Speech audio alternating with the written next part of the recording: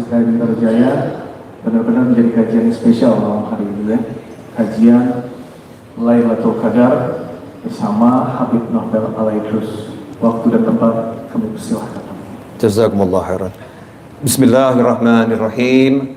Alhamdulillahirabbil alamin. Allahumma salli wa sallim ala sayyidina Muhammadin miftahi babi rahmatillah adada ma fi ilmillah. Salatan wa salaman daimain bidawami mulkillah wa ala alihi wa sahbihi. Allahumma salli ala sayyidina Muhammadin salatan taftahu biha lana futuhal arifin wa tufaqihuna biha fid din wa ala alihi wa sahbihi. Assalamu alaikum warahmatullahi wabarakatuh. Alhamdulillah, segala puji syukur bagi Allah yang mengizinkan memberi kekuatan kita semua untuk hadir di Masjid Raya Bintaro Jaya malam hari ini dalam keadaan sehat walafiat.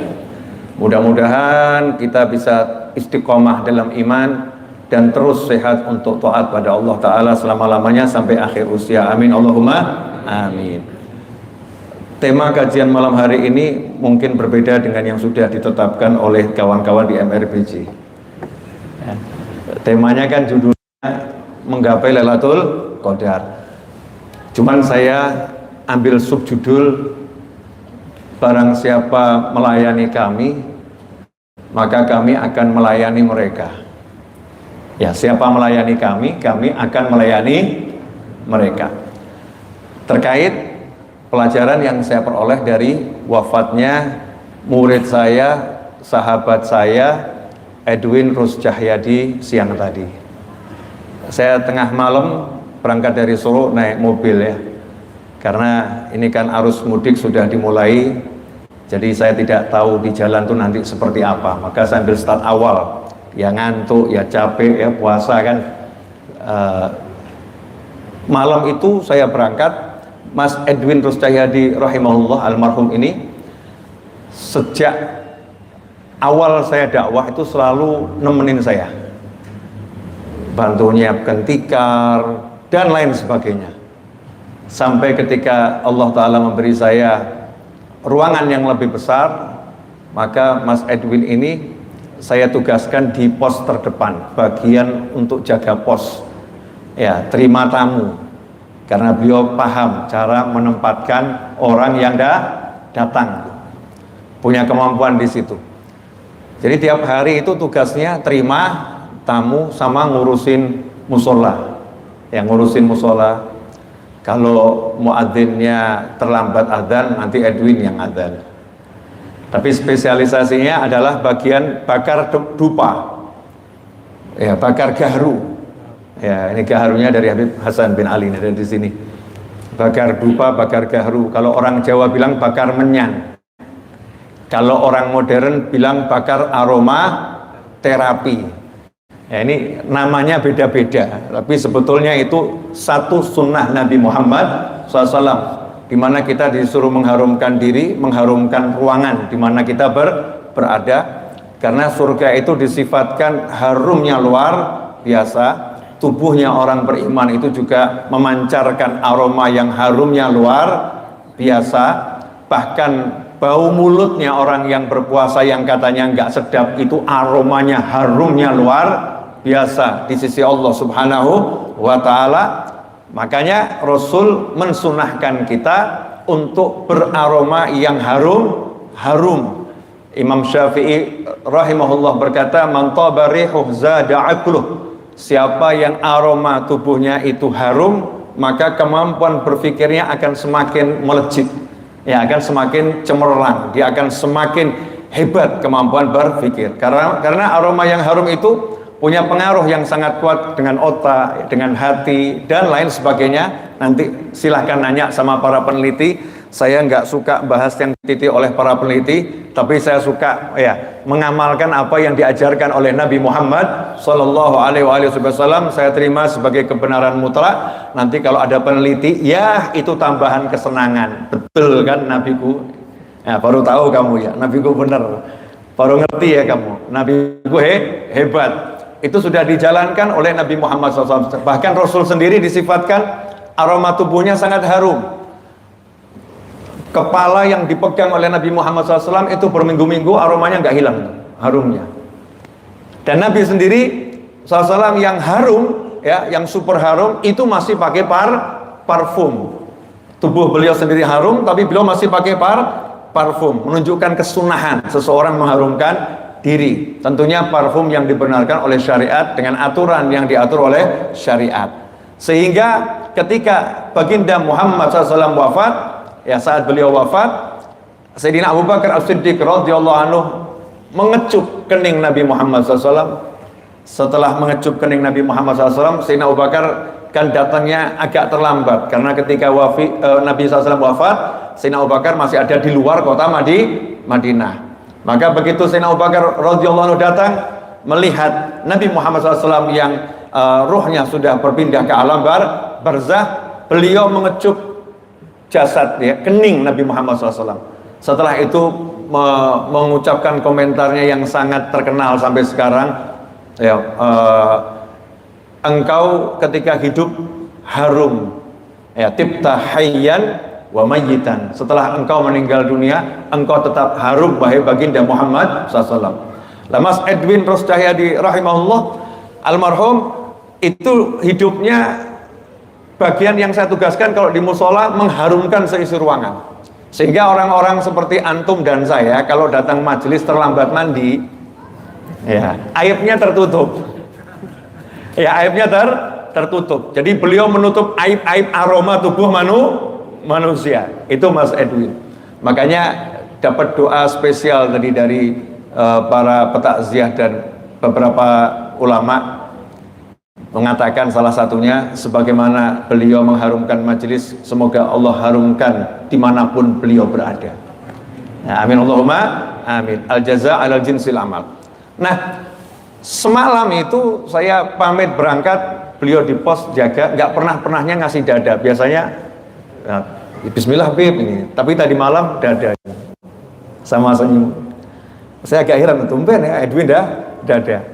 Dan pagi masih saya telepon karena Habib, ada satu Habib dari Bekasi pulang mudik ke Solo, ya, kebetulan tetangga majelis majelis WA saya, ya, WA saya titip mobil Habib gitu. Kemudian saya telepon bagian pos, ya, bagian pos, Win, ya, karena tanya dulu yang jaga pos siapa, Edwin, saya Habib gitu. Artinya kan ada gilirannya.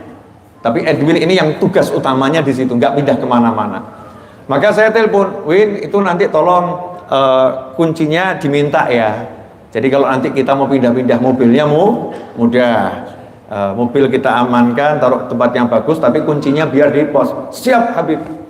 Nah itu jam 6:30 pagi. Jam 9:30 masih jaga keponakan saya.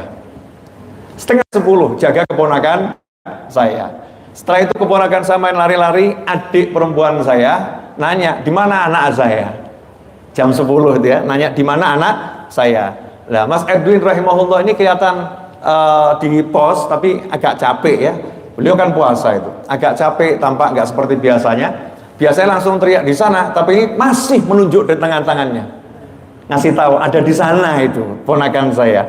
Maka diambil sama adik saya, anaknya, diajak main ke bagian belakang majelis.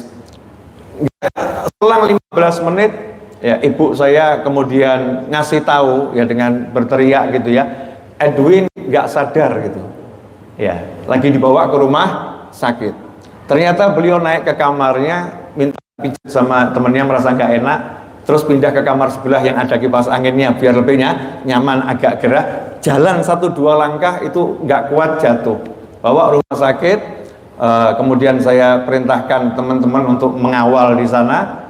Sampai di rumah sakit dalam keadaan nggak sadar, denyut nadinya terus melemah, tekanan darah melemah. Dalam kondisi nggak sadar seperti itu, dari lisannya yang keluar adalah Allah, Allah, Allah, Allah, sampai meninggal dunia. Sampai meninggal dunia.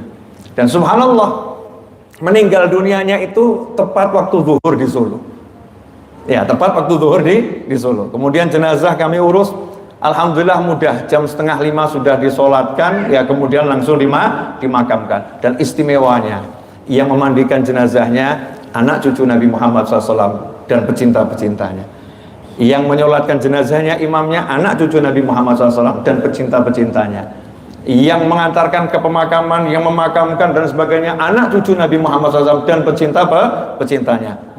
Yang mensyiarkan wafatnya Habib Novel bin Muhammad Al-Idrus dan kawan-kawannya. Sampai malam hari ini saya paksa teman-teman di MRBJ, kalau nggak sholat gaib saya nggak ceramah. Nggak sholat gaib saya nggak ceramah. Karena kalau bukan karena kalian, ya saya juga akan tadi langsung putar balik ke Solo. Karena jenazah saya mandikan di majelis, disolatkan di majelis, kemudian dimakamkan di pemakaman umum yang sesuai dikehendaki oleh keluarga. Nah, apa istimewanya Mas Edwin ini? Dan saya kenapa ambil tema man khodamana khodamnah itu. Siapa yang melayani kami, kami layani. Di samping kiri saya ini akhina Muhammad Fatih Timur. Betul ya? Ya, saya baru pertama kali ketemu dan baru pertama kali dengar namanya. Ya, tapi kalau kita bisanya dari dulu saya udah ada dengar. Saya berkali-kali ditawarin. Saya ini kan dikenal siapa ingin ikut andil pembangunan majelis, siapa ingin ikut andil pelunasan tanah gitu ya. Ditawari Habib pakai kita bisa, Habib pakai kita bisa. Selalu saya ngomong yang lain saya anjurkan pakai kita bisa. Saya nggak boleh sama guru saya. Masalahnya itu. Saya nggak boleh sama guru saya meminta dengan platform tertentu, dengan proposal dan lain sebagainya. Tapi saya anjurkan semua orang pakai kita bisa, karena bisa dipertanggungjawabkan dana yang masuk, dana yang keluar, orangnya amanat, bagus. Masalahnya saya nggak dapat izin dari guru saya. Saya boleh menerima, tapi saya nggak boleh minta secara langsung kepada person. Nah, kalau saya pakai kita bisa kan sepertinya saya langsung minta lewat kita bisa. Itu saya nggak boleh. Saya cuma boleh diizinkan guru saya menyampaikan siapa ingin ikut andil silahkan. Cuman itu saja. Tapi kalau ada yang mau ngasih saya 1 rupiah, 2 rupiah, 3 rupiah, selama itu bukan zakat, ya selama itu bukan zakat, maka akan saya salurkan untuk pembangunan majelis dan lain sebagainya. Kalau zakat, kami dalam mazhab Syafi'i yang saya anut tidak bisa digunakan untuk membangun majelis, pondok pesantren dan lain sebagainya. Pendapat yang lain boleh, ada yang mengatakan boleh, tapi kalau yang saya anut tidak boleh. Nah, karena itulah maka saya tidak pakai kita bisa, bukan karena nggak suka banget ya, suka banget. Buktinya malam hari ini saya senang didudukkan ya di samping beliau. Saya hadir di sini buat platformnya namanya share-sharannya support baik kita bisa cocok. Saya suka mendukung semua kegiatan dakwah saudara-saudara saya sekaligus saya jawab secara langsung pertanyaan yang ada di hatinya. Kenapa Habib Novel nggak pakai kita bisa? Biar tidak jadi fitnah dan tidak difitnah oleh orang ya. Pakai kita bisa karena ini sudah terbukti membantu banyak orang-orang yang membutuhkan. Saya tidak, karena saya tidak dapat izin. Tunggu nanti kalau kebijakan almarhum guru saya berubah. Masalahnya guru saya udah wafat gitu ya. Kebijakannya berubah entah lewat apa mimpi atau bagaimana, wallahu a'lam. Ikhwani rahimakumullah. Lah kita bisa ini kan bergerak lewat finansial ya. Lewat mengumpulkan infak sedekah. Ya, infak sedekah dikumpulkan. Kemudian digunakan untuk membantu orang-orang yang membutuhkan ataupun sahabat-sahabat yang membutuhkan. Nah, sementara ada kawan-kawan itu yang memang pengen membantu dalam dakwah tapi punya uang, atau kalau punya uang kecil cuman pengen dapat yang besar, ya sedekah jalan ya, sedekahnya jalan. Artinya setiap orang saya yakin ada yang nggak sedekah. Umat Nabi Muhammad SAW ini di Indonesia khususnya umat sodakoh. Kalau nggak percaya Jumat dulu, itu kalau dikelilingkan itu ya, itu hampir nggak ada yang nggak ngerogoh kantong ya, semua ngerogoh kantong, meskipun keluarnya itu kadang-kadang ya kertas kosong. Habib kok tahu, saya pernah jadi panitia masjid, jadi pernah bongkar gitu ya, ternyata isinya kertas itu, karena malu yang di sampingnya ngasih, tapi kok dia nggak ngasih, bukan karena mau menghina, tapi karena menjaga harga diri. Jadi ya pura-pura ngelempit padahal kertas. Ini niatnya luar biasa, jangan diremehkan. Ini justru orang yang luar biasa. Yang lain mungkin kan nggak punya rasa malu, begini aja ya. Yang ini punya rasa malu yang luar biasa. Itu hampir setiap orang masukkan kok. Mau 1000 kalau dulu ya. Dulu tuh cari angka merah, warna merah susah. Ya, Mas panggilannya Titi? Timi. Oh Timi, saya kira Titi, kaget tadi saya. Timi, ya. Apa namanya? Tampak anak-anak ya panggilannya ya.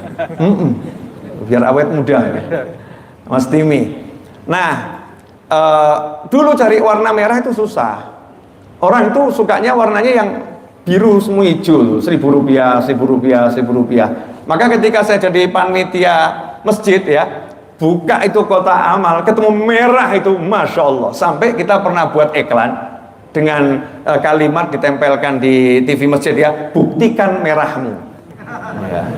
Ya, buktikan merahmu. Jangan cuma hijau atau biru, tapi buktikan merahmu. Nah itu dulu seperti itu. Nah tapi ada orang-orang yang pengen lebih, ya pengen berbuat lebih, sementara uangnya nggak bisa lebih. Ya uangnya mungkin cuma 1.000, 2.000, tapi dia punya tenaga yang lebih. Ya dia punya fisik yang lebih. Dia punya waktu yang lebih. Akhirnya apa? Kawan-kawan yang seperti ini merapat ke majelis, ya majelisnya para ulama, para kiai pesantren dan sebagainya, dengan tenaganya, dengan niatnya yang luar biasa. Maka saya punya kawan-kawan yang uangnya pas-pasan, tapi Ramadan dari siang sampai subuh itu bangun majelis nggak berhenti, nggak kenal rasa capek dan tidak digaji. Mau jam 1 malam, jam 2 malam, kerjaan belum selesai, terus kerja. Dan itu saya buktikan, ada di YouTube saya itu ya. Kita mau saya bangun majelis ya seperti itu. Kawan-kawan saya, mau Ramadan, mau nggak Ramadan, ya siap dengan tenaganya. Saya punya kawan-kawan yang nggak dikenal sama orang, tapi di dapur ini semua orang makan santapannya untuk berbuka. Semua orang merasakan makanannya ketika selesai terawih. Yang bersangkutan nggak sempat berbuka seperti yang lain, karena dari mulai pagi, siang, sore, malam sibuk masak untuk ratusan atau bahkan ribuan orang. Ini dengan tenaganya. Nah semuanya khidmah. Ini bagian daripada sodakoh.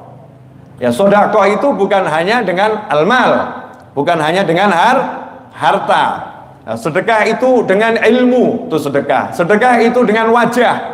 Apa itu? Tabassumuka fi wajhi ahika hiyalaka sodakoh. Wajahmu yang berseri-seri senyum kepada saudaramu itu adalah sedekah. Kemudian menyingkirkan gangguan dari jalan itu juga sodakoh. Setiap ucapan yang baik itu adalah sedekah.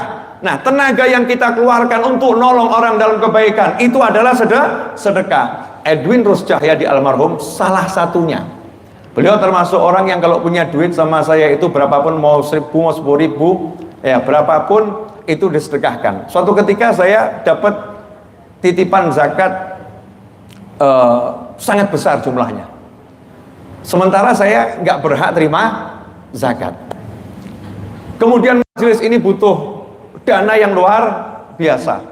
Maka saya kasihkan Edwin, ini ada uang zakat. Dan ini uang zakatnya buat kamu. Ini salah satu contoh sederhana. Ini uang zakat buat kamu, terserah nanti mau kamu pakai dirimu, ibumu, keluargamu, sahabatmu, temanmu, terserah. Ya karena kamu termasuk yang berhak terima zakat dan layak. Ya, karena hidupnya untuk majelis daripada yang hidupnya bukan untuk majelis. Ya, hidupnya mungkin untuk foya-foya dalam kemaksiatan. Naudzubillah min dzalik. Sama-sama berhak terima zakat, maka kita prioritaskan orang-orang yang bertakwa pada Allah Subhanahu wa taala. Apa yang terjadi berikutnya? Menakjubkan.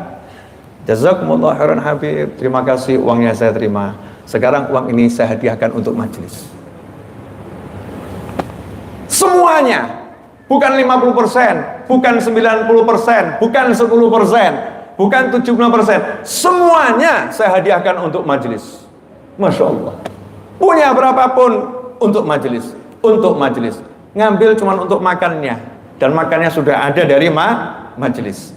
Tenaganya, mohon maaf, berapa tahun silam kena stroke ringan.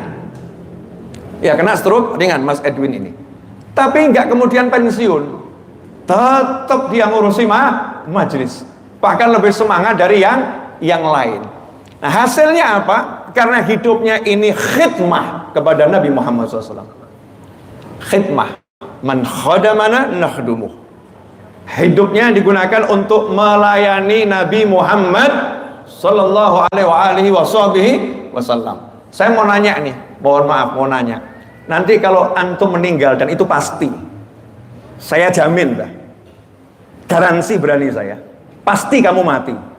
Tapi jangan malam ini, dan jangan di sini. Nanti MRBJ viral. Nanti MRBJ viral. Jamaah pengajian ketika menyimak pengajian Habib Novel Ali Idrus jalan-jalan dengan malaikat Israel alaihi salam. Masya Allah, viral tuh nanti ya, dengan aneka ragam judul. Kawan-kawan di YouTube tuh kalau buat judul kan seru gitu ya. Insya Allah panjang umur semuanya, fitaatillah walafiah, kelak husnul khotimah. Tapi meninggal atau nggak meninggal? Meninggal, pasti berangkat. Saya mau nanya, nanti kalau kita berangkat, siapa yang kita inginkan menyentuh jenazah kita, memandikan jenazah kita? Siapa yang kita inginkan? Sembarang orang. Orang yang nggak punya ilmu mandikan jenazah, orang yang nggak ngerti adabnya mandikan jenazah, orang yang nggak tahu bagaimana memperlakukan jenazah seorang muslim atau muslimah. Seperti seringkali terjadi, jenazahnya muslimah dimandikan, ditonton oleh orang banyak yang bukan mahramnya. Jenazahnya seorang muslim ditonton oleh muslimah yang bukan mahramnya, memandikan dengan cara yang kasar, yang menyakiti jenazah, yang sering terjadi di beberapa kesempatan tanpa disadari oleh yang melakukannya, karena nggak punya ilmunya. Nah, ikhwani rahimakumullah, siapa yang kita inginkan untuk menyentuh tubuh kita dengan lembut, dengan benar, dengan penuh doa, ya, dengan penuh adab? Siapa? Itu pertanyaan pertama. Yang kedua, kita pengen disolatkan di masjid atau di pinggir jalan nggak jelas, atau disolatkan di tempat yang mulia. Kemudian yang menyolatkan adalah orang-orang yang dikenal ketakwaannya, kesolehannya, ya, baik imamnya maupun makmumnya. Masya Allah, kalau meninggal kemudian disolatkannya di Masjid Raya Bintaro Jaya, ya, yang mensolatkan imamnya hafal Al-Quran, makmumnya ada jamaah pengajian. Ini berangkatnya ruhnya, ini iringan doanya luar biasa. Siapa yang ingin mengantarkan jenazah kita ke kuburan? Orang-orang yang tahu adabnya mengantarkan jenazah, atau sembarang orang karena punya rasa persahabatan, perkawanan, tapi nggak tahu adabnya, sehingga nanti di pemakaman yang diobrolkan urusan dunia, yang diobrolkan jual beli, terima telepon, ngobrol urusan bisnis, sedangkan saudaranya lagi dimakamkan. Atau orang yang khusyuk untuk memikirkan nasib kita, ini dikubur nanti bagaimana, selamat atau tidak, hatinya terus mendoakan sampai dimasukkan, nggak mau meninggalkan, tetap menemani sampai selesai dimakamkan. Setelah itu nggak pergi, tetap mendoakan, selesai mendoakan, ditunggu sekian lama baru pergi meninggalkan. Setelah itu diingat. Kita setelah selesai sholat kita diingat, ya, selesai ibadah yang lain apapun itu, di mana sedekah ingat sama kita, mau sedekah atas nama kita, mau mendoakan kita, mau menjaga keluarga kita yang kita tinggalkan. Seperti apa nanti cara mati kita yang kita inginkan? Seperti apa nanti cara kembali kita yang kita inginkan? Seperti apa nanti cara kita dimasukkan kubur yang kita inginkan? Sebetulnya itu bisa kita mulai dari sekarang. Man khadamana nakhdumuh. Siapa melayani kami, kami akan melayani mereka. Begitu ucapan orang-orang soleh sebelum kita.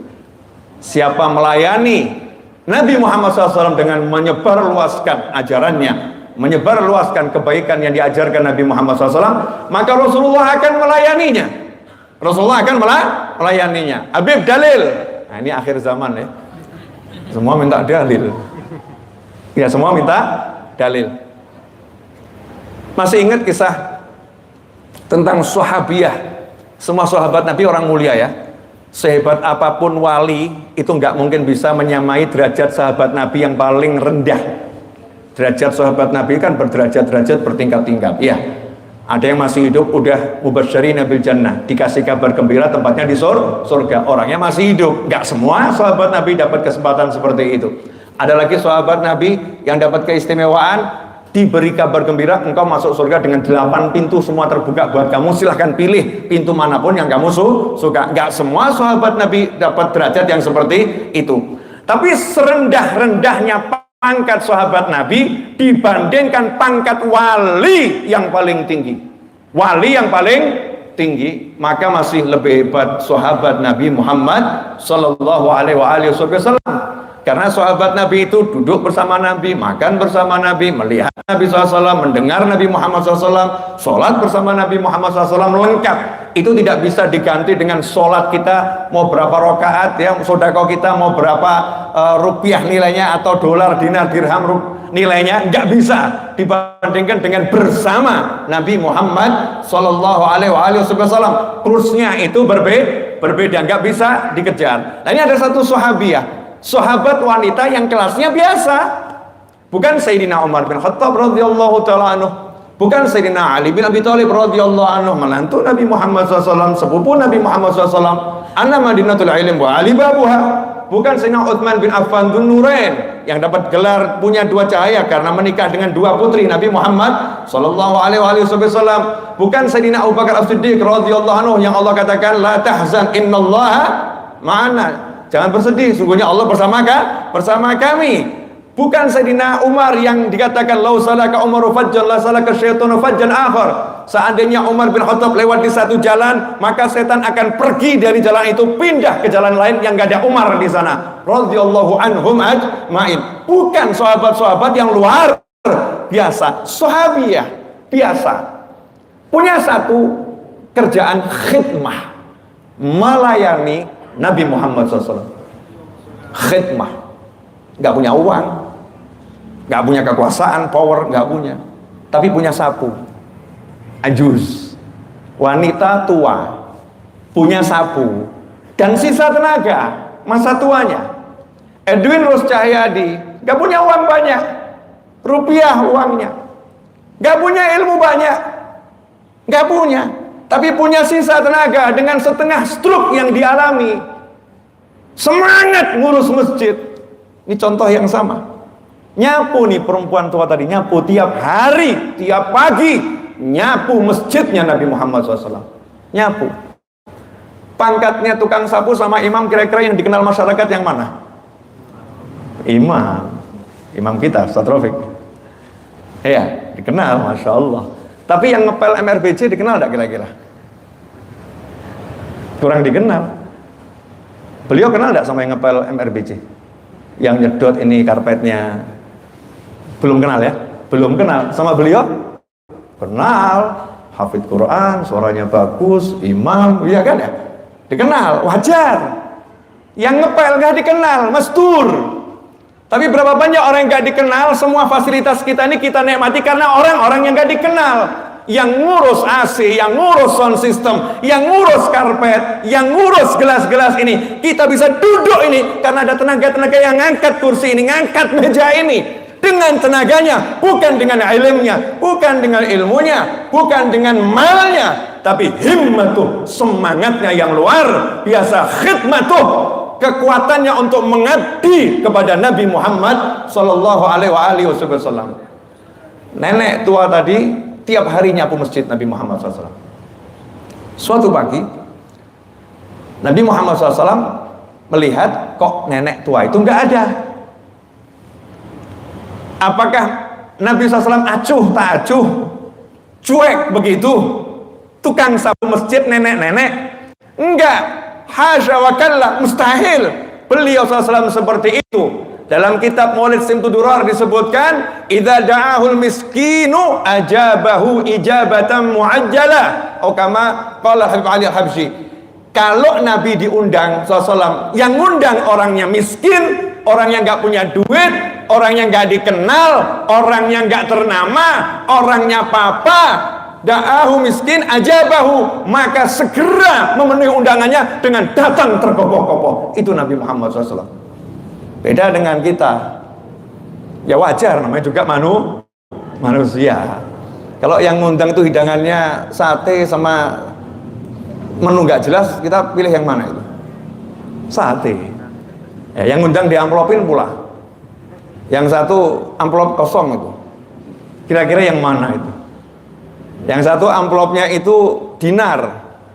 Ya, emas 5 kilo. Yang satu batu 5 kilo. Sama-sama batu, yang satu mulia, satu batu biasa, manusiawi kita akan milih segera tergopoh-gopoh mendatangi yang emas 5 kilo, itu manusiawi. Tapi Nabi Muhammad SAW kana khuluqul Quran, perilaku Nabi itulah Al-Quran. Nabi Muhammad SAW kalau ada orang miskin yang mengundang, datang yang tergopoh-gopoh, segera mendatanginya. Apa yang terjadi? Nanya Nabi Muhammad SAW, mana nenek tua yang biasanya ke masjid ini? Maka dijawab oleh sahabat dengan jawaban yang lugas, jelas, wafat semalam wahai Nabi Muhammad SAW, dan jenazahnya sudah kami sholatkan dan sudah kami makamkan. Apakah Rasul mengucapkan alhamdulillah, jazakumullah khairan, kalian udah melakukan satu hal yang baik ya, jadi nggak perlu merepotkan saya, wah ini orang-orang pinter, orang ngerti ya, orang yang punya cita rasa, apa begitu? Enggak. Nabi SAW mengatakan bil makna, kenapa saya nggak diberitahu semalam? Kenapa saya semalam nggak diberitahu? Ini tukang sapu masjid wafat. Nabi menegur sahabat, kenapa semalam kami nggak diberitahu? Kenapa semalam saya nggak diberitahu? Tukang sapu masjid. Masya Allah. Jawabannya sahabat, karena kami tidak mau mengganggu istirahat Nabi Muhammad SAW. Sahabat tahu Rasulullah ini capek ngurus umat, capek terima tamu, nanti subuh udah harus jadi imam di masjid. Waktunya istirahat cuma sebentar. Ini urusan jenazah, udahlah kami bereskan. Sahabat bener. Tapi Nabi Muhammad SAW ini sayangnya sama umatnya luar biasa. Apakah Rasul kemudian angkat tangan? Ya Allah, ampuni wanita itu. Ya Allah, tinggikan derajatnya. Ya Allah, letakkan tempatnya di surga. Tidak. Karena Nabi ingin memberikan yang lebih dari itu. Maka beliau nanya, mana makamnya? Tunjukkan padaku. Minta diantarkan ke makam wanita yang sudah dimakamkan. Maka sahabat pun mengantarkan Nabi Muhammad SAW ke makam wanita itu. Apa yang dilakukan Nabi SAW? Apakah mendoakan saja? Tidak. Beliau sholat hadir, sholat jenazah bukan gaib, karena dalam satu kota. Disolatkan langsung di makamnya, baru didoakan. Para ulama mengomentari, kenapa sampai Nabi seperti itu SAW? Karena Rasul ingin menunjukkan ini adalah manusia yang punya pangkat tinggi di sisi Allah Subhanahu wa taala. Ini pangkatnya manusia ini tak ternilai di sisi Allah Subhanahu wa taala. Sampai aku Nabi yang terbaik, Rasul yang terbaik disuruh Allah, karena Rasul nggak pernah berbicara dari hawa nafsu, nggak pernah bergerak melainkan itu perintah dari Allah Subhanahu wa taala. Allah perintahkan aku datang ke makamnya untuk menunjukkan penghormatan Allah kepadanya, karena dia melayani Nabi Muhammad SAW. Ikhwani rahimakumullah. Ini kan cakep ini ya. Man khadamana nakhdumu. Siapa melayani kami, maka kami akan melayaninya. Nah itu semasa hidupnya Nabi seperti itu SAW. Apakah setelah wafatnya Nabi SAW nggak seperti itu? Rasul akan mencari ini umatnya yang wafat, umatnya yang berjuang untuk Rasulullah, umatnya yang mengabdi untuk Allah dan Nabi Muhammad SAW, dimanapun berada akan didatangi oleh Nabi Muhammad SAW. Jenazahnya Rasul akan datang kalau dia ikhlas lillahi ta'ala, khidmah pada Allah Subhanahu wa ta'ala. Man khadama nakhdumu. Siapa melayani kami akan melayaninya. Nah zaman sekarang ini banyak orang minta dilayani, gak mau melayani. Saya ini alhamdulillah tergolong ahli hadir pengajian, betul ya? Dipaksa keadaan karena harus ceramah. Alhamdulillah saya dipaksa keadaan harus ceramah, sehingga saya ahli hadir majelis. Kalau antum kan lebih hebat dari saya, nggak ada yang maksakan datang. Kalau saya kan terkondisikan, kalau antum kan mengkondisikan diri sendiri, jadi kan himmahnya lebih luar biasa. Fenomena ini di majelis ini, kalau ada bagi roti atau bagi kopi atau bagi teh itu, coba lihat, itu orang noleh pasti nunggu panitia yang bagi. Yang lain jadi penonton. Saya belum. Panitia cuma 3, satu masjid tahu cuma 3 orang yang bagi.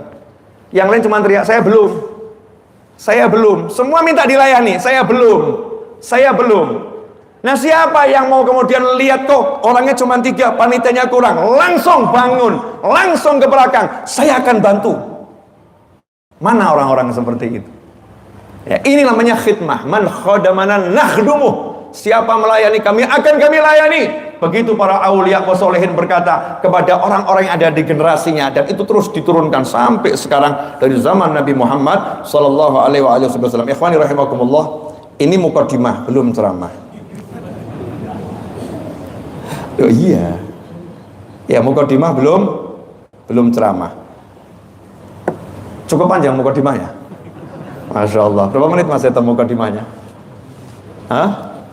35. Ini kan di YouTube saya live streaming buat teman-teman semua biar tahu kalau Habib Novel lagi berduka. Kalau berdukanya ya seperti ini nih. Ini cara saya menyalurkan duka sedih saya kehilangan salah satu orang yang terbaik buat saya. Ya terbaik buat saya, berjuang bersama saya, yang hidupnya dibaktikan untuk membantu saya berdakwah. Meskipun nggak punya nama beken, nggak punya nama tenar, nggak punya duit banyak, ya, tapi punya jiwa yang nggak bisa ditukar dengan dunia dan segala isinya. Itulah Edwin Rus Cahyadi rahimahullah. Ikhwani rahimakumullah, ceramah saya apa? Ceramah saya adalah postingan Edwin Rus Cahyadi almarhum di IG-nya. Pas masuk malam 21 Ramadan, Mas Seto tadi nggak sengaja lihat. Langsung saya seperti ditampar-tampar, ditonjok-tonjok gitu. Ya, Masya Allah. Dan ini penting saya sampaikan di malam 25 Ramadan. Biar jadi pelajaran buat semuanya dan menjadi pahala kebaikan untuk almarhum, ya. Beliau rahimahullah berkata, Edwin Rus Cahyadi almarhum berkata, memasuki fase ketiga, fase 10 terakhir bulan Ramadan, sudah tidak ada lagi alasan untuk rebahan, mabar. Mabar itu apa sih itu? Oh, saya nggak tahu istilah mabar nih. Nah, ini generasi milenial ya. Saya ulangi ya. Memasuki fase ketiga, fase 10 terakhir bulan Ramadan, sudah tidak ada lagi alasan untuk rebahan, main bareng alias mabar ya. Males sahur, apalagi sholat subuh yang sholatnya kesiangan. Saatnya kita kencangkan ikat pinggang, berjuang melipatkan pahala demi meraih kesuksesan dunia dan akhirat. Semoga ini bukan Ramadan terakhir bagi kita. Semoga ini bukan Ramadan terakhir bagi kita.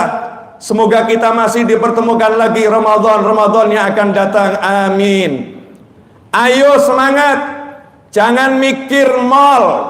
Ayo semangat, jangan mikir ke mall, jangan mikir THR. Kita segera masuki fase ketiga, terbebasnya dari api neraka. Semangat, semangat, jangan kasih kendor. Masya Allah. Hari 24 siang hari meninggalkan Ramadan tahun ini dan gak bertemu dengan Ramadan tahun berikutnya. Edwin Rus Cahyadi. Ini tadi pagi itu masih nge-share pengajian saya di sini. Nge-share. Jadi saya di sini fadilahnya sampai ke Edwin, makanya saya nggak putar balik. Karena almarhum nge-share nih. Akan ada kajian di sini, di-share. Diajak orang untuk hadir. Mungkin sebagian yang hadir juga dari mungkin ya, yang lihat di YouTube sekarang juga mungkin lihat di YouTube-nya karena share-sharean almarhum. Kalimat yang sangat menggetarkan hati saya ini loh. Karena belum tentu loh ketemu Ramadan tahun depan. Kok kita ini pede banget bisa selesai sampai nanti hari raya ya?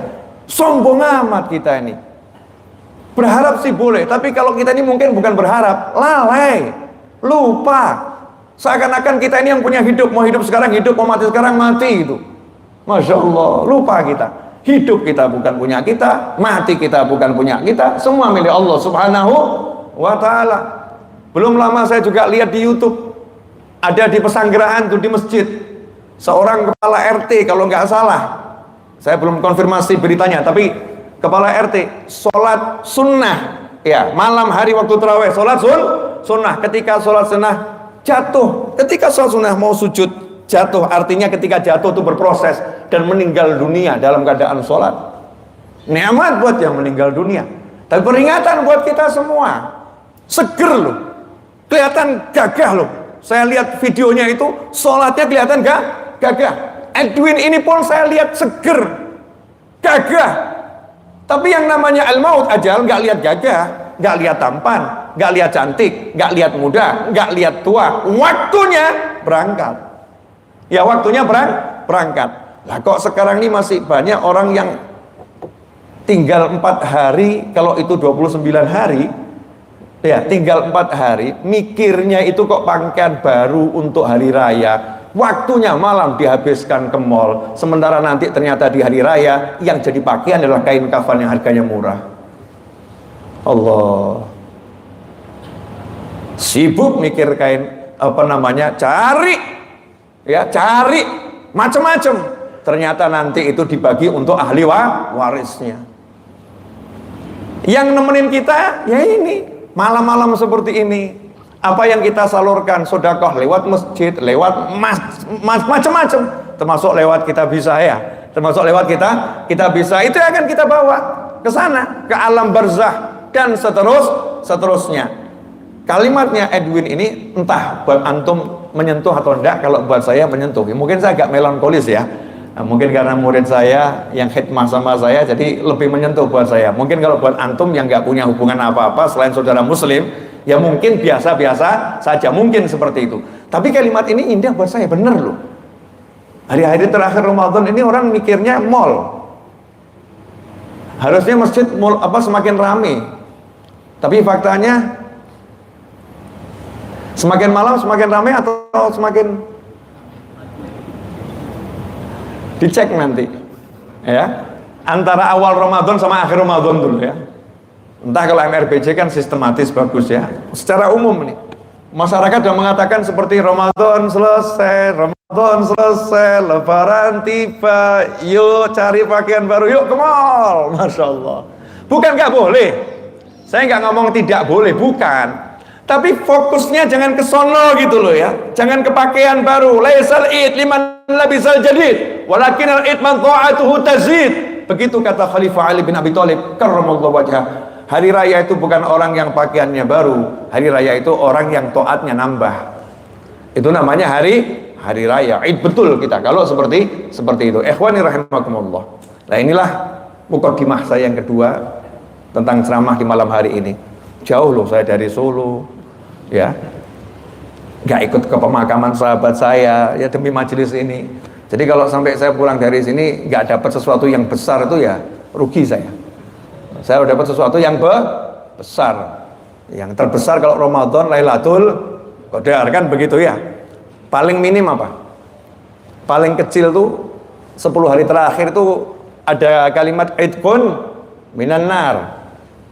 Ya, idkun minan nar, fase pembebasan dari siksa api neraka. Padahal setiap malam Ramadan, setiap malam biasa itu yang dibebaskan dari siksa api neraka 100.000 orang yang sudah wajib masuk neraka. Tiap malam Allah kasih bonus yang tercatat menurut hitungan malaikat wajib masuk neraka, Allah bebaskan, dah bebas, nggak masuk neraka. Suka-suka Allah. Hanya karena awaluhu rahmah wa awsatuhu maghfirah wa akhiru idkun minan nar. Suka-sukanya Allah subhanahu wa ta'ala. Semoga kita termasuk yang dapat bonus suka-suka ini, amin. Jadi dapat jaminan bebas dari siksa api neraka. Nah kemudian apa? Lailatul Qadar. Sibuk orang ini mau menggapai Lailatul Qadar. Kemarin saya sempat singgung di MRKR ya, Masjid Raya Kebayoran Residence. Ada fenomena yang agak kurang bagus tapi agak kurang bagus. Fenomena kita ini ya, membaca Al-Quran bagus atau enggak bagus? Bagus. Membaca Al-Quran di masjid bagus atau enggak bagus? Bagus. Tapi kalau pergi ke masjid untuk membaca Al-Quran tapi rumahnya enggak pernah dibacakan Al-Quran, bagus enggak? Jadi ini ada fenomena semangat ke masjid tadarus tapi sampai rumah semangat nonton drama. Sampai rumah semangat nonton sepak bola, nonton hiburan televisi, YouTube, atau apapun sekarang namanya ya. Layar, bukan layar kaca lagi nih, layar apa nih? Nggak jelas sekarang ini layar nih. Ya, layar sekarang ini kan bukan layar kaca, ini layar kain ini. Nah, ini layar kain ya. Ada lagi layar tuh nanti ya. Layar tuh cuman tembok gitu ya. Dan nggak perlu pakai proyektor besar-besar, nggak perlu. Nanti kalau antum ngalami, insya Allah ngalami deh. Ya, itu nanti, itu menurut penglihatan saya, namanya ngelamun. Jangan dikira aneh-aneh gitu ya. menurut penglihatan saya, bahasa Jawanya ngelamun, hayalan saya.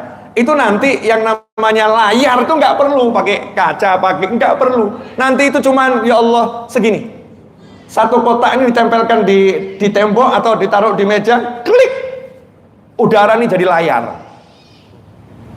Masya Allah, asik atau gak asik? Asik. Handphone tuh nanti nggak usah begini ribet amat, ya Allah. Ribet, ya. Nanti itu baca teks pakai mata. Memang baca teks pakai apa? Pakai apa? Baca teks pakai apa? Pakai mata kan ya? Makanya jangan terlampau heboh dengan kalimat saya. Itu hanya kemampuan saya untuk mengolah kalimat gitu kan ya. Baca teks pakai, oh iya harus pakai mata, Bib. Kalau enggak pakai apa? Maksudnya mata ini nggak perlu pakai handphone gitu ya, nggak perlu. Sesuatu yang nanti akan ditanam di dalam penglihatanmu, menyatu dengan tubuhmu. Tapi saya kalau toh itu ada, saya nggak mau pakai, ya nggak mau pakai itu. Tapi itu teknologi. Semua yang saya ucapkan ini kan bukan sesuatu yang nggak ada. Kalau saya bisa berbicara, berarti itu sesuatu yang ada. Karena saya nggak bisa menciptakan sesuatu. Yang Maha menciptakan hanya Allah Subhanahu wa Ta'ala. Jadi semua yang saya ucapkan atau antum ucapkan, antum bayangkan, semua itu pernah kita lihat, ya, atau tersimpan dalam memori kita. Karena kita di sini kan cuma makhluk makhluk mampir di muka bumi. Asalnya dari mana? Kita dari alam yang super intelektual, ya, alam yang super canggih, alam arwah, alam yang bumi ini tidak sanggup untuk menampungnya karena sangat hebat kemampuan di alam sana. Makanya kita di sini cuma sebentar dan dikembalikan ke alam sana lagi yang serba luar biasa. Nah, memori itu ada di tubuh kita, ada di tubuh kita. Makanya kita bisa menguasai bumi, kita bisa buat pesawat, kita bisa buat ini, kita bisa buat ini, kita bisa buat karena ilmunya sudah ada, baik lewat ditanam ilmu oleh Allah Ta'ala atau ditunjukkan oleh Allah Subhanahu wa Ta'ala, seperti yang Allah sampaikan kepada Nabi Adam alaihissalam ketika malaikat menyerah. Ini apa? Malaikat saja nggak ngerti, maka Allah ajari Nabi Adam apa itu, dan Nabi Adam pun bisa menyebutkan satu per satu. Ikhwani rahimakumullah. Lanjut pulih. Saya mau berhenti juga males nih. Ya, mau berhenti juga males. Masya Allah. Jadi fenomena aneh, rajin ke masjid, malas di rumah. Rajin di komunitas, malas bersama suami. Kalau kok ngaji sama komunitasnya, Masya Allah, Al-Qur'annya sampai warnanya macam-macam tuh covernya. Ada loh yang begitu. Bagus nggak? Bagus, semangat. Tapi ketika diajak ngaji sama suaminya, yuk dek tadarus, melempem, males, berat. Berarti berangkat ngajinya tadi nafsu atau apa ya? Karena ngaji di rumah ini lebih afdol daripada kita ngaji dimanapun selain masjid. Rasul mengatakan, la taj'alu, jangan jadikan rumah kalian seperti kuburan. Gak boleh jadikan rumah seperti kuburan. Makanya rumahnya panas. Rumahnya nggak dibacakan Al-Quran. Rumah tuh kalau dibacakan Al-Quran, yakdzuru khairuh, kebaikannya akan jadi banyak. Kalau nggak dibacakan Al-Quran, setan yang ngumpul. Kalau dibacakan Al-Quran, malaikatnya ngumpul, setannya lari. Nabi kita Muhammad SAW itu tadarus bersama malaikat Jibril alaihissalam. Tadarus. Sahabatnya Nabi, ya, buat pengajian Al-Quran di rumahnya. Tadarus, ya, asma'an. Beliau baca Al-Quran, sahabat yang lain mendengarkan karena suaranya merdu. Utita mizmar min mazamir al-Dawud, engkau diberi suara merdu dari keluarga Nabi Dawud alaihissalam. Sampai Nabi hadir SAW ke majelisnya sahabat tersebut untuk ikut mendengarkan. Di mana? Di masjid? Enggak, di rumah. Di rumah. Lah ini rumah sekarang ini dihidupkan dengan musik, dihidupkan dengan musik-musik, dihidupkan dengan drama-drama, dihidupkan dengan sinetron-sinetron. Nggak ada tadarus anak dengan orang tua, nggak ada tadarus suami dengan istri, nggak ada tadarus berjamaah suami, istri, anak, nggak ada. Ngeri atau nggak ngeri? Nonton sinetron berjamaah ada. Tadi apa, mabar ya? Mabar, PS berjamaah ada. Tapi buka mushaf berjamaah Oh, bapaknya mundur. Anaknya datang, ayah, Masya Allah, tolong disimak ayah, PR dari Bu Guru, Al-Baqarah 1-5. Ayahnya kagak bisa baca. Padahal ayahnya dosen, Masya Allah. Anaknya TK, anaknya bisa baca Al-Quran, bapaknya dosen. Mungkin loh ya, entah dosen di alam mana, wallahu alam. Tapi bapaknya nggak bisa baca Al-Quran. Malu atau nggak malu? Malu dia. Ngomong sama anaknya, ayah lagi nggak pegang wudhu, lagi mens. Sana sama mbak, serahkan pembantu. Jadi anak tadarusnya sama pembantu. Masya Allah. Nanti yang masuk surga anaknya sama pembantunya. Bapak sama ibunya mampir, ya mampir dulu lah, kemana, jangan neraka lah. Ya mungkin ngantrinya lebih lama gitu aja, jangan dibilang masuk neraka. Kan kalau anaknya baik kan tetap orang tuanya ikut, tapi ya ngantrinya lebih lama. Ini kan fenomena aneh. Kok susah tuh ya, duduk bareng baca Al-Quran kok susahnya luar biasa.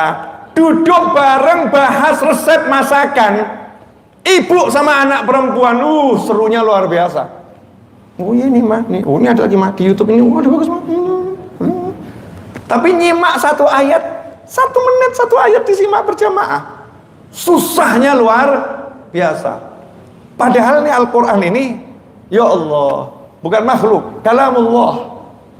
Al-Quran kalamullah. Kalamullah ini seperti apa ya? Wahyunya Allah, ucapannya Allah.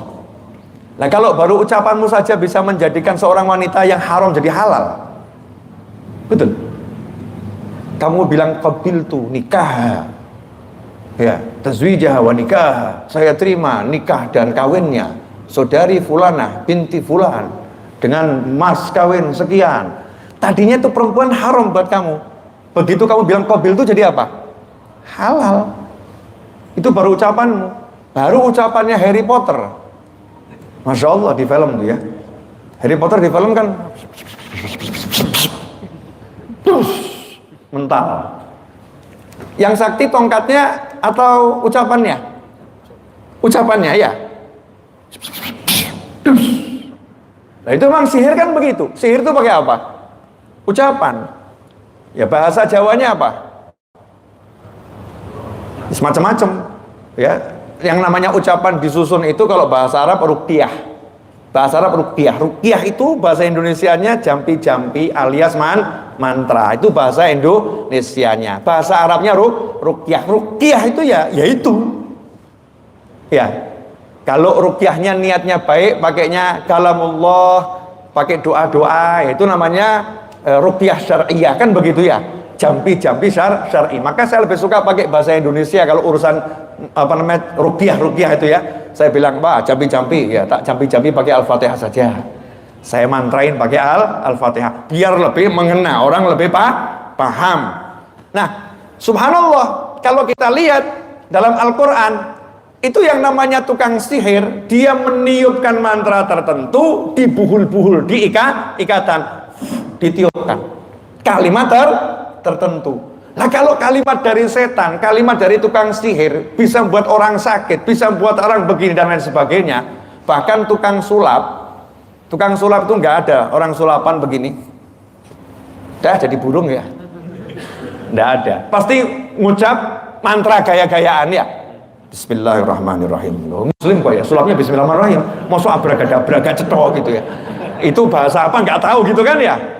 Kita kalau Muslim kan sulapnya Bismillahirrahmanirrahim. Hilang. Ya tahun calon ini soalnya. Hilang gitu. Dengan Bismillah, insya Allah bisa hilang gitu. Itu kalau Muslim pakai Bismillahirrahmanirrahim. Tapi semua ini butuh ucapan. Yang gaya saja butuh ucapan. Baru ucapan gaya-gaya menjadi menarik. Ucapan yang beneran, yang jelek jadi sesuatu yang mudharrah dengan izin Allah Subhanahu wa ta'ala. Lantas bagaimana kalau itu wahyunya Allah? Ucapannya Allah, bukan ucapannya manusia, bukan ucapannya jin, bukan ucapannya setan, bukan ucapannya malaikat, tapi ucapannya Allah Subhanahu wa ta'ala. Kamu, saya, kita diizinkan lisan kita ini menggerakkan, mengucapkannya. Kira-kira efeknya ke tubuh, ke sekitar kita seperti apa? Makanya dikatakan orang itu kalau rumahnya dibacakan Al-Quran, malaikat-malaikat yang di langit melihat rumah itu bercahaya seperti yang di bumi ini melihat bintang-bintang di angkasa. Cahayanya seperti itu, jarak jauh seperti itu. Ulama menjelaskan, nah kalau itu yang kena bias cahaya bacaan Al-Quran, nah kira-kira orang yang membaca itu cahayanya seperti apa? Ini lampu seperti yang saya jelaskan Ramadan, ini kan lampu nih ya, LED ini.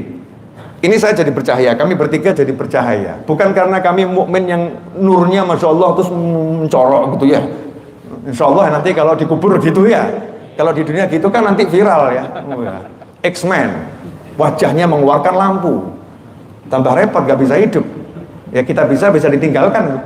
Gak sempat ngurus kita bisa karena dikeroyok orang banyak. Kami akan meneliti Bapak karena wajahnya mengeluarkan cahaya. Datang wartawan dari sana dari sini sampai pembawa acara dari TVR ini, Masya Allah akan membuat acara khusus mungkin channel YouTube baru gitu ya.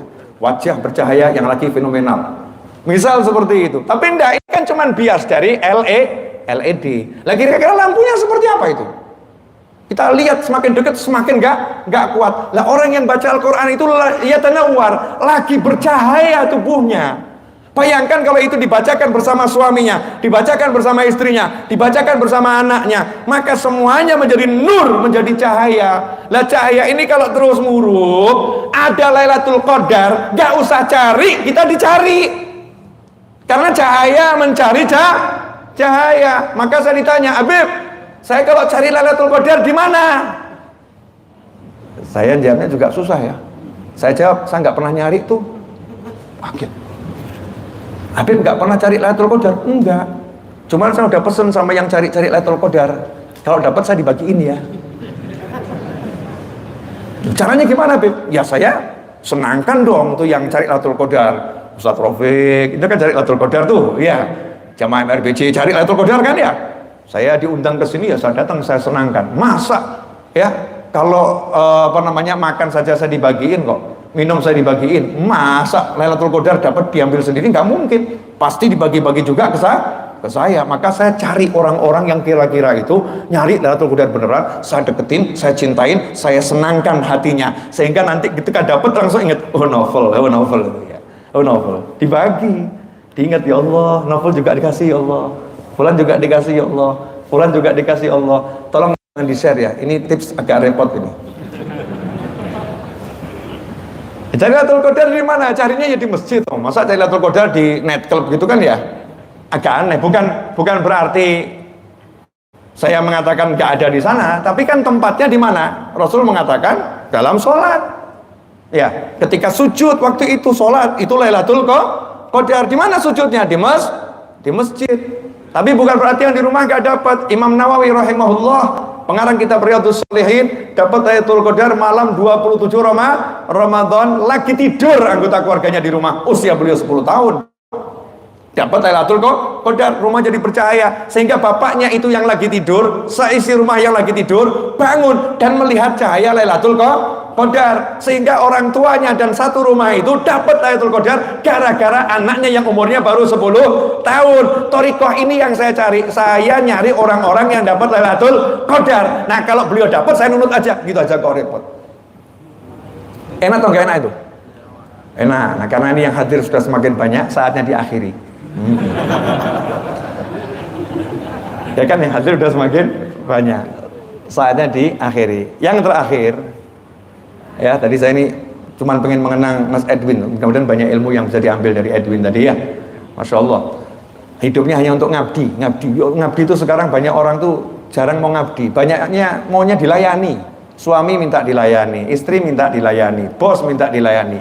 Nabi Muhammad SAW itu ya sukanya melayani. Sayyidul qaumi khadimuhum. Pemimpin suatu kaum adalah yang pandai melayani mereka semua. Itu pemimpin. Nabi SAW itu pernah, yang sering saya ceritakan tuh dalam hadits, lagi pergi sama sahabat keluar kota, di tengah perjalanan, Nabi kita ini kalau berjalan punya tim. Dia terstruktur, terorganisir, bagus sekali. Punya tim. Tim masak itu ada. dan semuanya fresh. Kadang-kadang kita umat Islam ini kita ya nggak jelas kok. Saya mengikuti sunnah Nabi, makan sate, daging kambing. Nabi suka daging kambing, ikut sunnah Nabi. Loh betul, Nabi kita suka daging kambing dan yang disukain sampil, bagian yang terenak gitu ya. Tapi nggak tiap hari makan kambing, nggak tiap hari makan daging kambing. Dan daging kambing Nabi SAW nggak masuk kulkas, sembelih langsung proses, fresh. Daging kambing kita masuk kulkas usia 1 bulan, 2 bulan, 3 bulan, Masya Allah.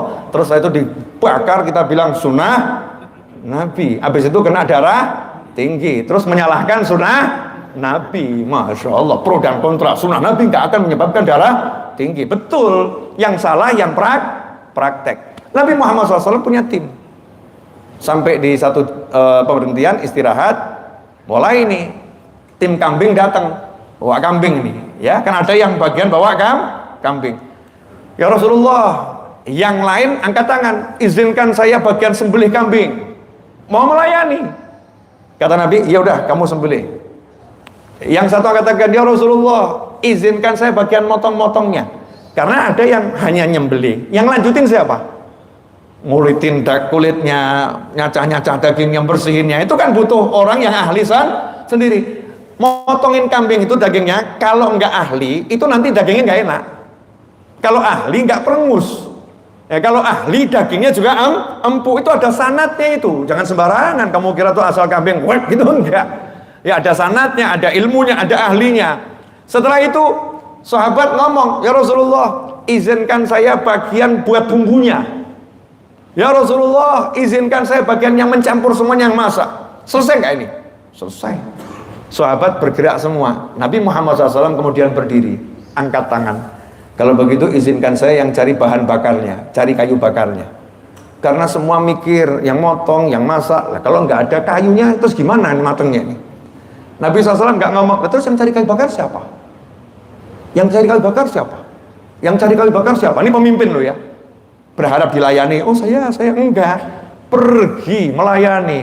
Kalau begitu izinkan saya yang cari kayu bakarnya. Berangkat beliau SAW cari kayu bakar. Sahabat pun tidak mengatakan alhamdulillah tugas beres. Teriak sahabat, ya Rasulullah jangan, biarkan kami yang cari kayu bakar. Saya Rasulullah. Nabi SAW tersenyum. Enggak.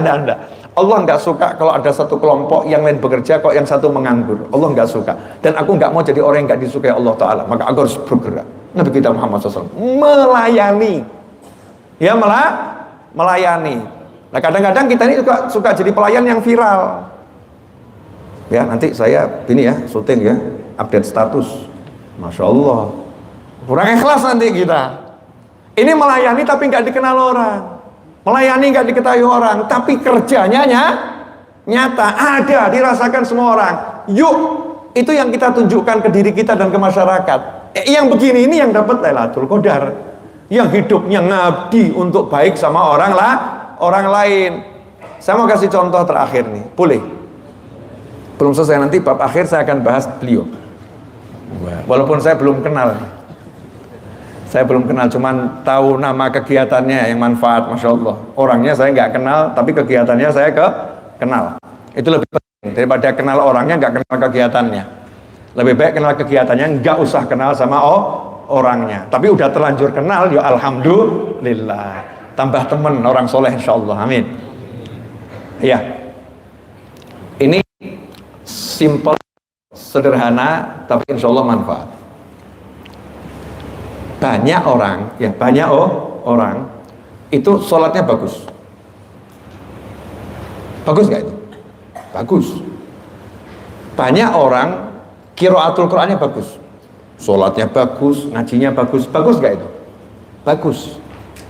Tapi ketika ada mobil ambulan, dia naik mobil, telinganya dengar berisik amat sih, baru setir ambulan aja kok gaya-gaya. Saya mau nanya, telinganya bagus gak ini? Bagus. Yang gak bagus hatinya. Hatinya lagi gak bagus. Sehingga telinga yang bagus ini jadi rusak. Nah kalau orang yang sholat, orang yang ngaji, tapi seperti itu, nilai sholat sama ngajinya kira-kira bagaimana? Rusak atau gak rusak? keburukannya ini bisa menghancurkan pahala kebaikan.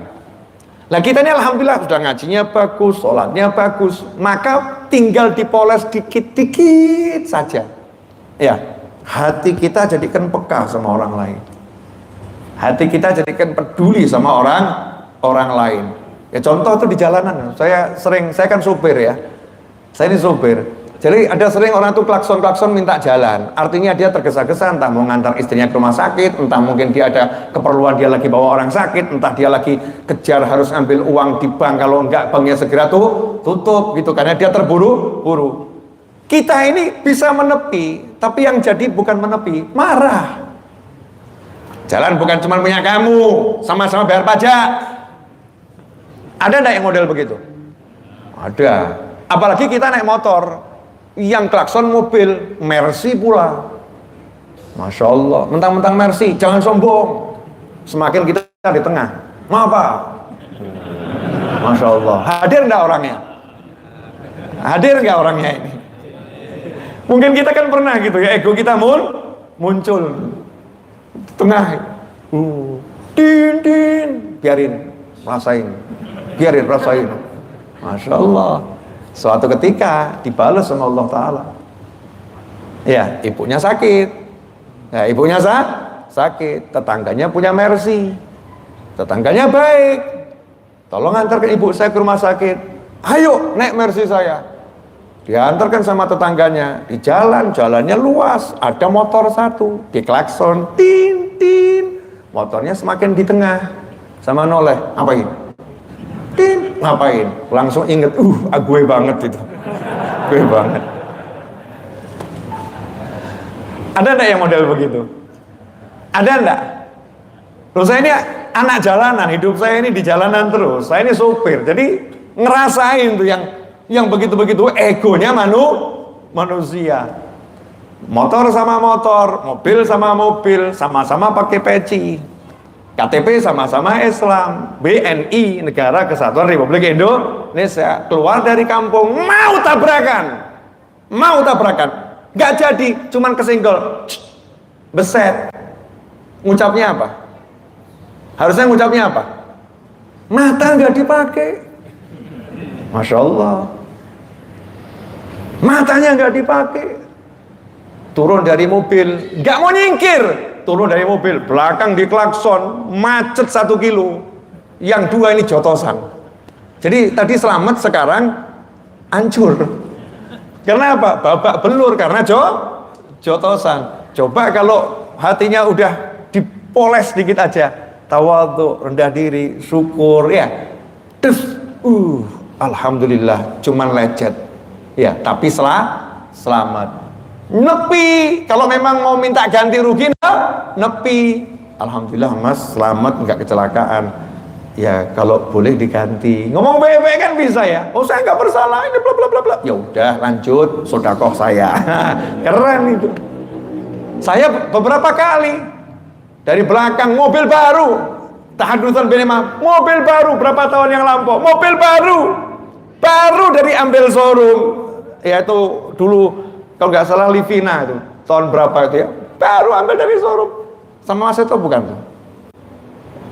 Di belakang saya ada motor itu ya, ada motor langsung nabrak mak, buak. Sama Seto kan ya? Ya sama Seto. Yang setir kamu Set ya? Nah ya dia yang setir. Artinya saya biar ada saksinya benar, yang setir Mas Seto, saya di sampingnya itu. Pas di dalam kota Solo, udah kamu setirin Set gitu. Bro, tabrak motor, udah biarin, gak apa-apa, paling besok. Mau berhenti, gak usah berhenti, gak usah ditengok, paling besok. Udah nyata, brok kok, masih ngapain kamu berhenti? Lah itu orangnya gak usah ditengok, kesian, ketakutan orang yang nabrak. Biarin aja, dia lewat. Kita jalan aja seperti tidak tertabrak, nyantai saja. Ya, jalan pelan sekali. Motornya di belakang pelan juga. Enggak beraninya nyalip. Karena tahu ini mobil baru. Itu saya menikmati, ketawa dalam hati. Ya alhamdulillah ini ya. Terus saya saya cepet tuh biar orangnya bisa jalan cepet gitu. Gitu tuh enak kok. Paling benerin berapa sih gitu. Tapi jaga hati mukmin ini harganya berapa? Merusak hati seorang mukmin itu dosanya jauh lebih besar daripada merobohkan Ka'bah 70 kali. Gitu-gitu loh. Nah, kadang kita ini nggak tahu ibadah model begini. Ngertinya ya alhamdulillah tahu sholat raweh, tahajud ngerti bagus, tadarus Al-Quran ngerti bagus. Tapi pulang tadarus ditabrak orang jotosan. Lagi pakai sarung pula ya. Terus disoting, ya viral, jamaah masjid berkelahi, ya. Pulang dari tadarus. Itu hasilnya apa itu? Hasil tadarusnya apa? Pengurusan, kalau kata orang tua dulu, kalau filmal la filhal, alhamdulillah. Alhamdulillah la filhal wala filmal. Gitu. Ada orang itu yang kena masalah di pikirannya, di hatinya. Itu lebih ngeri daripada di hartanya. Kalau kenanya cuma di harta, ya alhamdulillah, mobil pesok, motor pesok, model-model begitu loh ya, kaki lecet, ya. Walaupun kita nggak pengen, tapi kalau kena alhamdulillah cuma di situ, bukan ninggalkan sholat jamaah. Ninggalkan sholat jamaah itu kan, masya Allah ruginya luar biasa.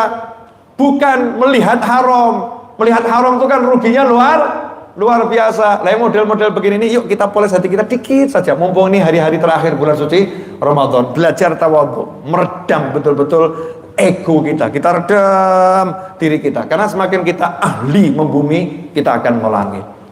Ya, semakin kita ahli membumi, kita akan melangit. Man tawadhu'a rafa'ahullah. Siapa yang merendahkan diri, rafa'ahullah. Allah akan menaikkannya. Kalau udah Allah yang menaikkannya, jangan tanya caranya, dan tak akan ada yang bisa menundukkannya. Kenapa? Karena yang ngurus adalah Allah subhanahu wa ta'ala. Dan caranya cukup mudah. Jadi kalau pengen naik, nggak ada yang bisa mencegah. Pengen naik, nggak bisa diturunkan. Pengen naik, nggak bisa dikalahkan.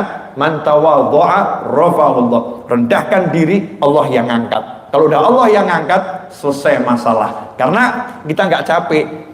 Super terakhir. Nanti terus ke sini ya. Maksudnya seperti terakhir tema saya. Enak mana? Naik lift atau naik tangga? Naik lift. Betul. Kenapa naik lift enak? Enggak capek. Dinaikkan. Betul kan? Kita diam, dinaikkan. Jadi tidak capek. Nah, kalau naik tangga, tangganya diam, kita yang menaikkan diri kita. Jadi pilih mana? Dinaikkan atau menaikkan? Pilih dinaikkan atau menaikkan? Dinaikkan. Bagaimana caranya biar dinaikkan? Caranya satu, tundukkan dirimu. Man tawadhu'a, merendahkan diri, rafa'ahullah. Allah yang menaikkan. Itu ilmunya para wali. Kenapa para wali itu cepat naiknya? Karena nggak naik tangga, tapi naik lift. Yang lain naik tangga, capek. Sombong dengan sholatnya, sombong dengan sodakohnya, sombong dengan istighfarnya, sombong dengan ngajarnya, sombong dengan belajarnya, sombong. Para wali semakin sholat, semakin merendahkan diri. Semakin ngaji, semakin merendahkan diri. Semakin sodakoh, semakin merendahkan diri. Gak pernah melihat dirinya punya sesuatu. Naiknya cus. Kenapa kok naiknya cepat? Karena ringan. Tidak ada yang ditaruh di hati, kan ringan. Lah yang lain semua taruh di hati, yuk wekku punya aku. Wabut. Siapa yang mau ngangkat? Barang berat. Jazakumullah khairan. Terakhir tentang akhina Muhammad Fatih Timur. Namanya bagus ya. Muhammad Fatih Timur. Muhammad sang pembuka dari timur. Betul gitu ya? Timur itu dari timur maksudnya? Iya, dari timur. Dari mana? Timur Leng. Timur Leng itu di mana? Uzbekistan yang keturunan Genghis Khan. Tuh, keturunan Genghis Khan, masya Allah, pantas ya. Ya, Muhammad Fatih Timur ya, dari timur. Buat situs kitabisa.com, betul. Kitabisa.com. Sekarang ada aplikasinya ya. Pakai aplikasi ya. Pakai aplikasi. Menggerakkan umat untuk berdonasi kepada yang membutuhkan. Dikumpulkan, disalurkan dan sesuai dengan yang butuh. Saya nggak tahu sistem pastinya, yang jelas orang daftar misalnya ada keluarganya yang sakit, namanya siapa dicek jelas, ya, sakitnya di mana, butuh dana berobat sekian, ditaruh di kitabisa.com, di-share sehingga orang donasi ke situ nanti langsung diserahkan. Begitu kan ya? Saya lebih tertarik dengan kata ini loh, kita bisa. Kalimat ini menunjukkan yang membuat situs ini hatinya sangat bersemangat. Don't worry. Jangan kalah sama yang lain. Yang lain bisa bangun rumah itu yang besar-besar, kita bisa. Kita loh, bukan aku. Betul ya? Kita, bukan aku. Artinya apa? Berjamaah. Kalau bersama-sama kita bisa. Kalau sendiri-sendiri kita nggak mungkin bisa. Ini konsep yang diusung sama beliau. Kita bisa. Aku tidak bisa. Tidak bisa aku. Kita bisa. Nah, konsep ini dari mana nih? Berjamaah. Dari sholat, dari makan. Ya, makan berjamaah, sholat berjamaah, hidup berjamaah. Nah, bayangkan kalau satu Indonesia ini kemudian bisa digerakkan sedekah berjamaah. Masya Allah. Kita nggak akan takut menghadapi apapun. Kenapa? Kita bisa. Kalau bareng-bareng insya Allah bisa. Ini sedikit endorse saya untuk kita bisa. Jadi biar nanti semua fadilahnya kita bisa, saya dapat.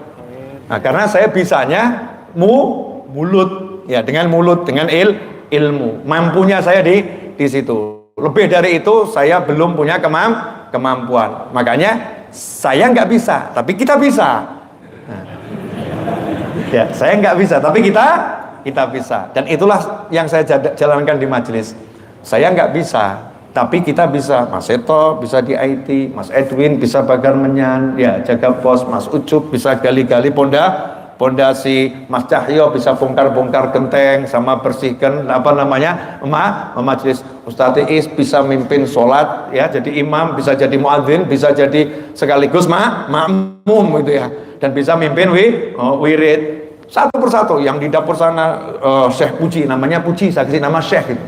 Mas Puji dia saya Puji bisa bikin kopi, Mas Mustafa bisa menanak nasi, Syekh Puji bisa bikin teh, Mas Agung Maulana bisa nyopir, ya, bisa gali-gali pondasi, bisa buat kopi, ya, bisa macam-macam dia. Nah, ini bareng-bareng jadilah Majelis Ar-Raudhah, kita bisa. Majelismu juga begitu, kita bisa. Kalau kamu jalan sendiri, selamat, sebentar lagi tenggelam tanpa disadari.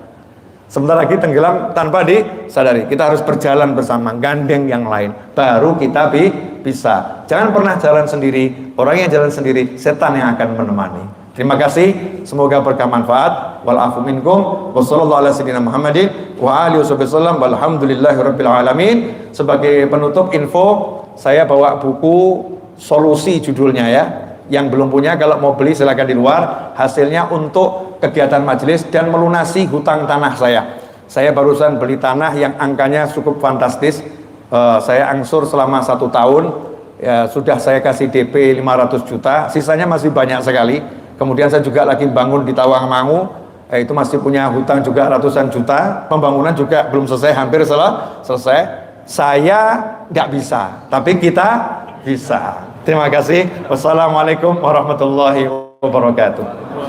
Afwan, jazakallah khairan. Saya bentar lagi langsung